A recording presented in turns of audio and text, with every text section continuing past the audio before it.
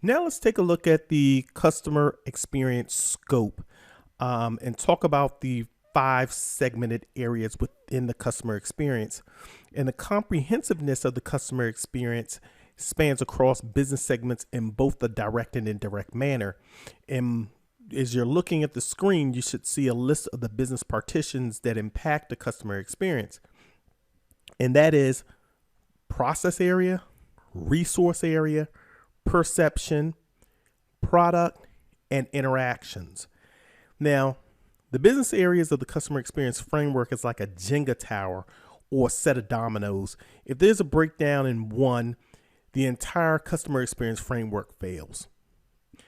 And also, you can notice here that process, resource, perception, and product are in blue. And I've put the interaction framework in red. And that is because when you're talking process, resource, perception, and product, those are more so proactive measures to the consumer experience. If you establish a great process within your organization, you put the best resources available, you have a good perception, or you develop your perception effectively for your organization, and you create a product, those are proactive measures to the consumer experience. If you can nail those things right, then you have a high probability of having a good or acceptable consumer experience. Interactions, they're both proactive and reactive.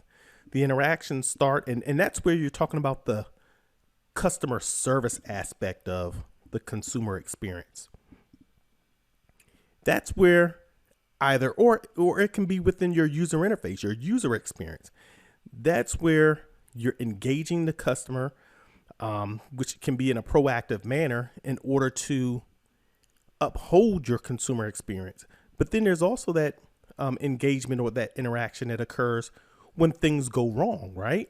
So the consumer experience somewhere failed, and now it is up to the interactions with the customer that's going to rectify. Now you're being reactive as opposed to proactive when it fails in order to quell. And that failure could have come from not the interactions process, but it could have come from the process, the resources, the perception, or the product.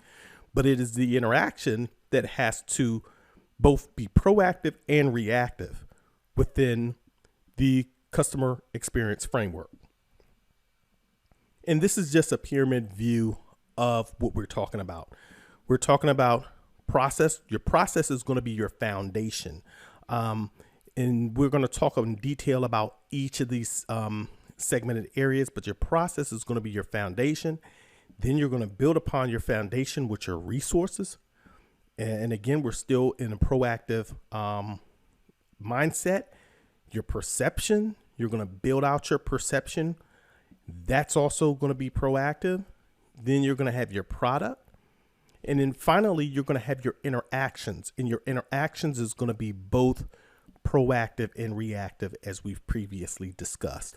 So now what we're going to do is we're going to jump right into talking about the first process area, which is going to be the process.